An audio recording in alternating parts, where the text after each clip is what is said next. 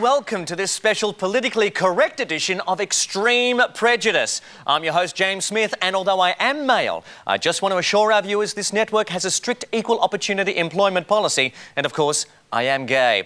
So let's meet our contestants now. Barbara is a 53-year-old bike-riding vegan from Adelaide.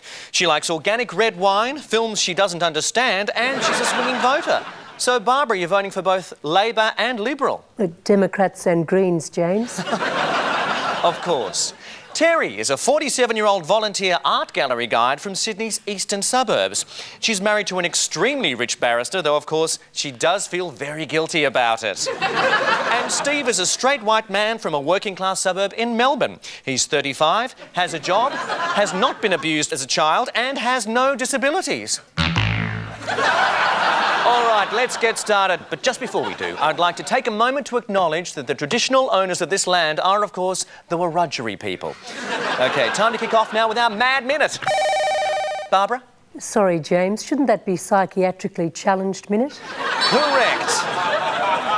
OK, complete this phrase. All men are... Barbara? Bastards. Unless they're... Gay men. Correct. OK, anyone accused of a sexual offence should be... Terry? Thrown in jail forever without a trial? Unless, of course, they're accused of committing a sexual offence while serving on the board of ATSIC, in which case they were... Framed. Correct. Liberal MP Tony Abbott was roundly criticised by women's groups for allegedly abandoning an illegitimate child. But when Mark Latham called a female journalist a skanky hoe, no one said anything. Why was that? Terry? Because Latham's in the Labor Party. Correct. What is the technical term for the rights that fathers have in the family court?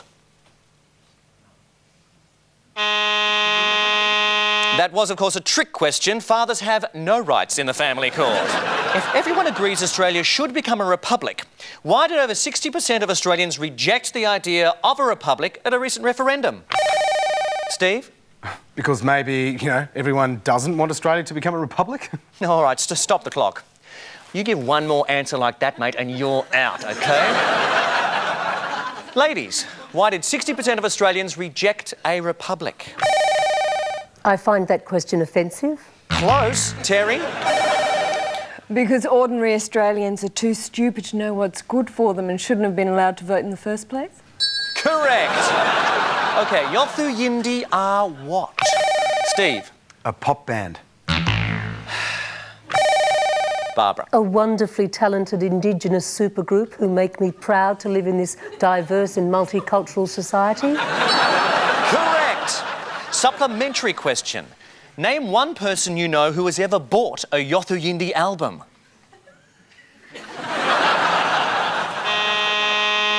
OK, final question for 50 points. Who am I? I was born in Queensland in 1970 and overcame a poor upbringing to become one of Australia's best-known Aboriginal dancers.